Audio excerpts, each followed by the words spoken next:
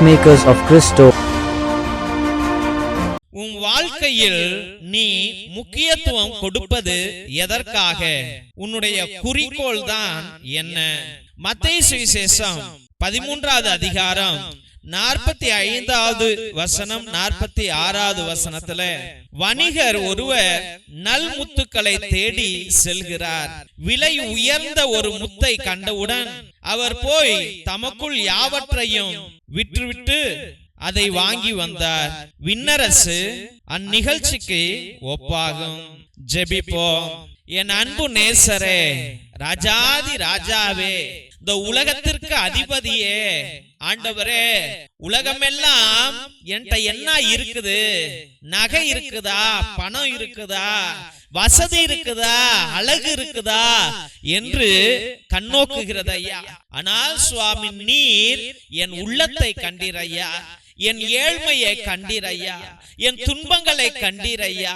என் வேதனைகளை கண்டீர் ஐயா. என் கண்ணீரை கண்டீர் ஐயா. என் உடலை கண்டீர் ஐயா. நோயை கண்டீர் சுவாமி. ஆம் ஆண்டவரே, என்னுடைய தோல்வியை கண்டீர் ஐயா. என்னுடைய வறுமையை கண்டீர் ஐயா. என்னுடைய பசியை கண்டீர் ஐயா. என்னுடைய அவமானத்தை கண்டீர் ஐயா. தெய்வமே, என்னுடைய உள்ளம் பாரமாக இருக்கிறது. நான் பாவத்திற்குள்ளா இருக்கிறேன் என்று நீர் கண்டீர் சுவாமி. ஆனால் இந்த உலகம் ஆண்டவரே, என்கிட்ட வீடு இருக்குதா? கார் இருக்குதா? கவர்மெண்ட் ஜாப் இருக்குதா? கையில காசு இருக்குதா? நகைகள் இருக்கிறதா என்றுதான் கண்டு கொண்டு இருக்கிறது சுவாமி. அப்பா, அந்நாளில ஒரு வியாபாரி ஓடுகிறான் ஆண்டவரே, முத்தை தேடி ஓடுகிறான் சுவாமி. விலை மதிப்பற்ற ஆண்டவரே முத்துவை தேடி ஓடுகிறான் ஆண்டவரே. அதை அவன் கண்டான் அப்பா. அதன் நிமித்தமே அவன் அனைத்தையும், அவனுடைய சொத்துக்கள் அனைத்தையும் விற்றுவிட்டு அப்பா அந்த முத்தை சென்று அதை அடைய பார்க்கிறான் சுவாமி. என் வாழ்க்கையில ஏசப்பா, ஒரு தாயாக, தந்தையாக, ஒரு கணவனாக, மனைவியாக நான் எது முத்து என்று நினைத்தனோ அது சொத்தையா கிடக்குது சுவாமி.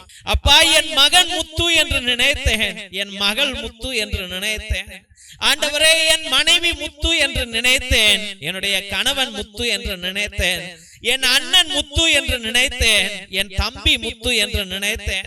என் அக்கா தங்கைகள் முத்து என்று நினைத்தேன் ஆண்டவரே. ஆனால் சுவாமி அப்பா, அவர்கள் முத்துக்களாக இல்லை ஆண்டவரே. அந்த முத்துவை சந்தோஷப்படுத்துவதற்காக ஓடி ஓடி உழைத்தேன் ஐயா. என் வாழ்நாள் முழுவதும் செலவழித்தேன் ஐயா. கண்ணீர் விட்டேன் ஐயா. இரவும் பகலும் பாராமல் உழைத்தேன் சுவாமி. ஆண்டவரே, ஒவ்வொரு பைசாவா சேர்த்து வச்சேன் ஆண்டவரே. என் கஷ்டம் என் பிள்ளைங்க படக்கூடாது என்று எவ்வளவோ உழைச்சு போட்டேன் ஆண்டவரே.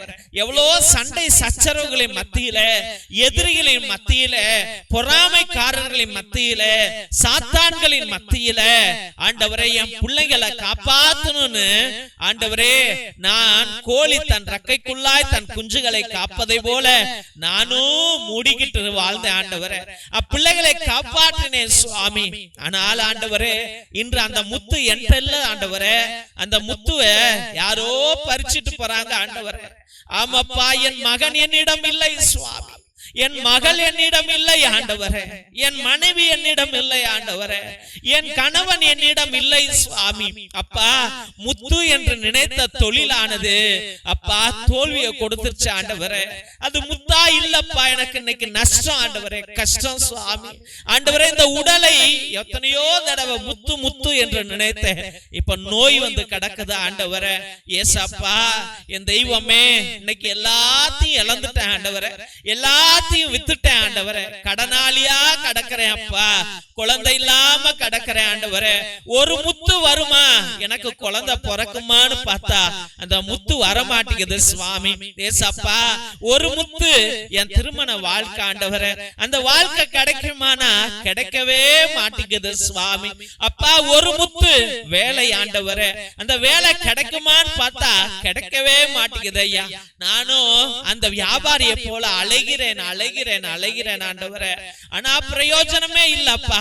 எங்கு சென்றாலும் தோல்விகள் ஐயா. ஐயா, எனக்கு உதவுவார் யாரும் இல்லை சுவாமி. எனக்கு நல்வழியை காண்பிப்பார் யாரும் இல்லை. என்னை படிக்க வைப்பார் யாரும் இல்லை சுவாமி. தேவனாகிய கர்த்தாவே, என் சொத்தெல்லாம் வித்து ஆண்டவரே கஷ்டப்பட்டு அப்பா ஓடி ஓடி உழைச்சு என் பிள்ளைங்களை படிக்க வச்ச ஆண்டவரே, அவன் முத்துவ சம்பாரிச்சுக்கிட்டு போயிட்டான் ஆண்டவரே, என்ன அனாதையா விட்டுட்டான் சுவாமி. ஆமாண்டவரே, இன்று அனாதை போல கிடக்கிறோம் சுவாமி. ஆண்டவரே, முத்து கிடைக்கும் என்று, லாபம் கிடைக்கும் என்று, நல்ல வருமானத்தை காணலாம் என்று ஆண்டவரே லோன் எடுத்தேன் சுவாமி, கடன் வாங்கினேன் ஆண்டவரே, இன்னைக்கு கடனாளியா உட்கார்ந்திருக்கேன்ப்பா. ஆண்டவரே, நான் நினைத்தது ஒன்று, என் வாழ்க்கையில் நடந்தது ஒன்று.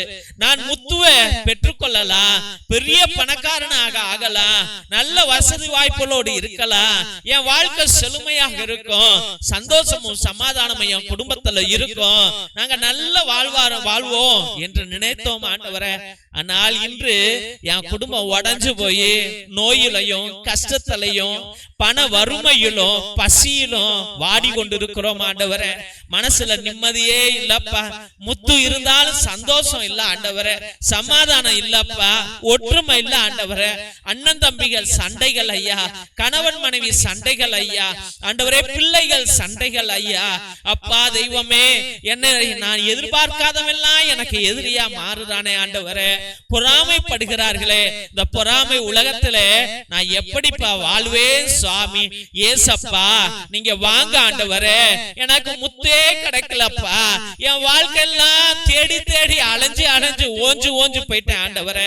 நான் ஆண்டவரே பரதேசியா நிக்கிறேன்ப்பா, சோர்ந்து போயிருக்கிறேன் ஐயா, மனம் உடைந்து போயிருக்கிறேன் ஐயா, என்ன பாருங்கப்பா, உங்களுடைய கல்வாரி ரத்தம் ஆண்டவரே என்னை கழுவட்டும் ஐயா.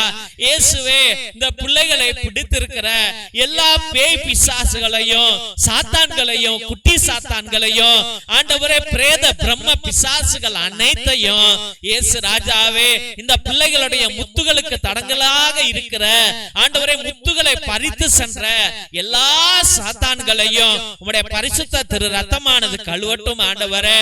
அப்பா பாவ மன்னிப்பை கொடுங்க, சாப கேடுகளை அகற்றி போடுங்க, தலைமுறை சாபங்களை அகற்றி போடுங்க, செய்வினை மாய மந்திர தந்திரங்களை அகற்றி போடுங்க ஆண்டவரே. இயேசுவே, உம்முடைய வான தூதர்களை வைத்து பிள்ளைகளை காத்தரலும் ஆண்டவரே. இவர்களுக்கு சமாதானத்தை கொடுங்க ஐயா, அவங்க முத்தை சம்பாதித்துக் கொள்ளணும் ஐயா. அந்த முத்து அவர்கள் உள்ளத்துக்குள்ளா இருக்கிற அந்த முத்து ஆண்டவரே அது கிடைக்கணும் ஆண்டவரே. அவருடைய விண்ணப்பங்கள் நிறைவேற வேண்டும் ஆண்டவரே. அவருடைய கண்ணீர்கள் துடைக்கப்பட வேண்டும் ஆண்டவரே. மன காயங்களை ஆண்டவரே நீர் எடுத்து சுகமாக்க வேண்டும் என்று ஜெபிக்கிறோம் ஐயா. இயேசு ராஜாவே, இப்பிள்ளைகளை வாழ வைப்பு ஆண்டவரே. இவர்கள் தேடுகிற முத்துவை கொடுப்பீர், இவனுடைய மகன் மகளை கொடுப்பீர், மனைவியை கணவனை கொடுப்பீர், வாழ்வை கொடுப்பீர், தொழிலை கொடுப்பீர், பண கஷ்டத்தை ஆண்டவரே நீர் எடுத்து போட்டு நல்ல வருமானத்தை கொடுப்பீர், வேலை வாய்ப்புகளை கொடுப்பீர் ஆண்டவரே. பிரிந்த கணவன் மனைவிகளை ஒன்று சேர்ப்பீர், அந்த முத்து திரும்பியும் இவர்கள் பெற்றுக்கொள்ள கூடிய கிருபையை நீர் கொடுப்பீர், திருமணங்களை நடத்தி வைப்பீர் என்று முழு மனதோடு ஜெபித்து அருமையான பிள்ளைகளை உம்முடைய பரிசுத்தமான கல்வாரி பாதத்திலே சமர்ப்பித்து ஜெபிக்கிறோம் எங்கள் ஜீவனுள்ள நல்ல பிதாவே. ஆமென், ஆமென், ஆமென். சிலுவை ஆசீர்வாதத்தை பெற்றுக் கொள்வோம். தந்தை ஆசீர்வாதத்தின் திருசிலுவை, திருசிலுவை உனக்கும் உன் குடும்பத்திற்கும் வெளிச்சமா இருக்கிறது. நரக சர்ப்பம் உனக்கு அதிபதியாக வேண்டாம். சாத்தானே அப்பாலே போ. அபத்தங்களை பிள்ளைகளுக்கு போதிக்காதே. நீ கொடுப்பது தீது, நீயே அந்த நஞ்சை உட்கொள். திவ்யனார் கருணை ஆசீர்வாதத்தை பெற்றுக் கொள்வோம்.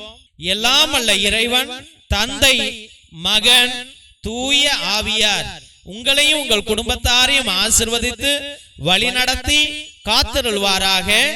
ஆமென், ஆமென், ஆமென். தெய்வ பிள்ளைகளே, ஒவ்வொரு நாளும் மதியம் 3 மணியிலிருந்து 5 மணி வரைக்கும் ஒவ்வொரு பிள்ளைகளுடைய கருத்துகளையும் உங்களுடைய கண்ணீர்களையும் இறையிறக்கத்து நற்கருணை ஆராதனையிலும் ஜபமாலையிலும் நவநாளிலும் நேர்த்தி திருப்பலியிலும் உங்களுடைய விண்ணப்பங்களை அர்ப்பணித்து ஜெபித்துக் கொண்டிருக்கிறோம். உங்களுடைய விண்ணப்பங்களை கீழே இருக்கிற வாட்ஸ்அப் நம்பருக்கோ இல்லை லைவ் சாட் மூலியமாக கூட நீங்கள் அனுப்பலாம். தயங்காமல் அனுப்பலாம் என்பதை அன்போடு தெரிவித்துக் கொள்கின்றோம். தெய்வ பிள்ளைகளே, ஒருவேளை உங்களுடைய கருத்துக்கள் பெரிய கருத்துக்களாக கஷ்டமான சூழ்நிலைகளில் இருந்தால் தயவு செய்து நேர்த்தி திருப்பலியை அர்ப்பணியுங்கள். 1, 3, 5, 7, 9, 12, 30, 33, 77 என்று நீங்கள் உங்கள் கருத்துக்களுக்கு தகுந்தாப்புல நீங்க கடவுள்கிட்ட நேர்த்தி திருப்பலியை அர்ப்பணிக்கலாம். அதனால நேர்த்தி திருப்பலியிலே பயங்கர வல்லமைகள் இருக்கிறது.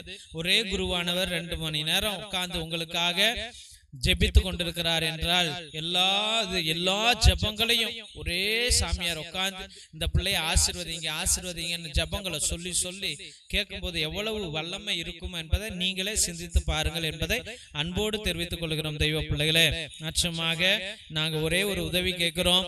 இந்த சேனலை தயவு செய்து பார்க்கிறவர்கள் நீங்க சப்ஸ்கிரைப் பண்ணுங்க. அதை உங்களுடைய வாட்ஸ்அப் ஸ்டேட்டஸ்ல, வாட்ஸ்அப் குரூப்ல, பேஸ்புக்ல நீங்கள் பகிரும்படியா ஜெபிக்கிறோம். எங்க ஃபாதர்ஸ் இல்லைன்னா இதை நிப்பாட்டி விடுவாங்க என்று அன்போடு தெரிவித்துக் கொள்கிறோம். ஏனென்றால் இவ்வளவு செலவு பண்ணிட்டு இது வளர்ச்சி அடையல, அப்படி என்றால் இவ்வளவு current, net bill, computer, camera அப்படி என்று ஃபாதர்ஸ் வருத்தப்பட்டு நிப்பாட்டிடுவாங்க. அதனால் தயவு செய்து இந்த உன்னத தெய்வ பணி இன்னும் வளரணும், உங்க கையால வளரணும், உங்க ஆசீர்வாதத்தால் வளரணும், இன்னும் பல ஆத்துமாக்கள் ரட்சிக்கப்படணும் என்பதை நீங்கள் விருப்பப்பட்டால் இதை பகிருங்கள், இதை செய்யுங்க என்று அன்போடு வேண்டுகிறோம். தெய்வ பிள்ளைகளே, நிச்சயமாக நாங்கள் உதவி செய்கிற ஏழை எளிய பிள்ளைகளுக்கு உங்களால் முடிந்த உங்களுடைய பிள்ளைகளுடைய பழைய ட்ரௌசர், பேண்ட், சட்டை, டிஷர்ட் இல்ல நோட்டு புஸ்தகங்கள் போல நிறைய இருக்கலாம்.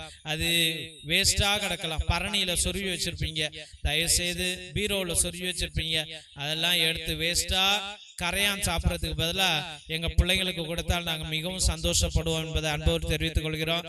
உங்களுக்கு ஒரு வேலை வசதிகள் இருந்தால் இல்லை உங்க காரியங்கள் நிறைவேறினால் நாங்கள் உதவி செய்கிற பிள்ளைகளுக்கு குடும்பங்களுக்கு கரண்ட் கிடையாது, அவங்களுக்கு ரோடு கிடையாது, குடிசைகள் தான், அந்த வீட்டில் ஒரு லைட் எரியணும் என்றால் சோலார் லைட்டு தான் எரிய முடியும். அது ஒரு 200 ரூபா 300 ரூபா இருக்கும். தயவுசெய்து உங்களால் முடிஞ்சா ஒரு 2 சோலார் லைட்டு 3 சோலார் லைட்டு வாங்கி உங்க பேரால, உங்க குடும்பத்து பேரால 4 வீட்டில் லைட் எரியட்டும் என்பதை அன்போடு தெரிவித்துக் கொள்கிறோம். நிச்சயமாக தெய்வ பிள்ளைகளே, மிரக்கல் ஆயில் எவ்வளவோ வலிகளை நீக்குகிறது, நோய்களை அகற்றுகிறது. கண்ணை தவிர்த்து எல்லா இடங்களிலும் வலிகள் இருந்தால், நோய்கள் இருந்தால், எப்படிப்பட்ட நோய்கள் இருந்தாலும் தயவு செய்து அதை வாங்கி 10 சொட்டு 20 சொட்டு அந்த வலிக்கிற இடத்துல நல்லா தினமும் தேய்ச்சிட்டு வாங்க. தலையில தேய்ங்க, பிபி சுகர் குறையும். சுடுதண்ணில போட்டு 1 சொட்டு போட்டு குடிங்க, பிபி சுகர் குறையும் என்பதை அன்போடு தெரிவித்துக் கொள்கிறோம். மற்றுமாக ரத்தத்தின் விடுதலை ஜெப புத்தகம், இது 120 வருடங்களுக்கு முன்பதாக எழுதப்பட்ட புத்தகம். அந்த காலத்தில் நம்முடைய வீட்டுல அந்தோனியா தகடு, செபஸ்தியா தகடெல்லாம் இருக்கும். அதுல உள்ள கட்டு ஜபங்கள், ரகசிய ஜபங்கள், அது செய்வினை அகற்ற ஜபம், சாத்தான விரட்டுகிற ஜபம், பல விதமான கட்டு ஜபங்கள் இருக்கிறது. இந்த கட்டு ஜப புத்தகத்தை வாங்கி தயவு செய்து பயன்படுத்துங்கள். வாழ்க்கையில வெற்றி அடையுங்கள்.